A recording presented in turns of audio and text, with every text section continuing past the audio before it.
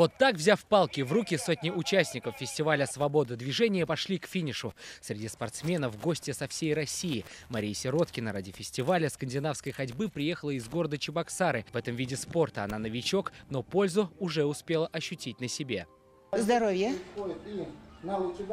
Руки, ноги, все развивается. Чтобы укрепить свое здоровье, взяв в руки лыжные палки, на старт вышли больше 500 участников.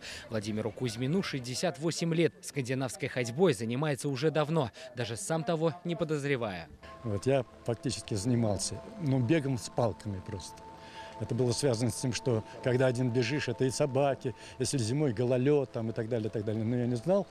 Потом меня спрашивают: вы что, скандинавским бегом занимаетесь? Нет, я говорю, я кузьминским бегом занимаюсь. За весь соревновательный день будет произведено целых 4 старта для разных возрастных категорий.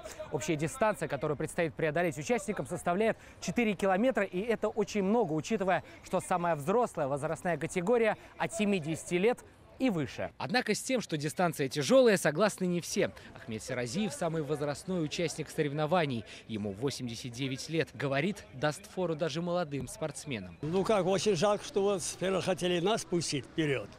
А сейчас молодые идут. Когда они придут? Я, может быть, их догоню. Вот что.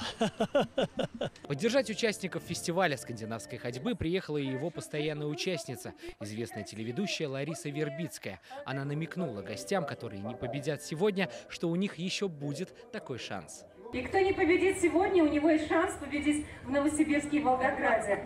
Фестиваль на Казани не остановится. Уже на следующей неделе скандинавской ходьбой пройдут жители Новосибирска и Волгограда.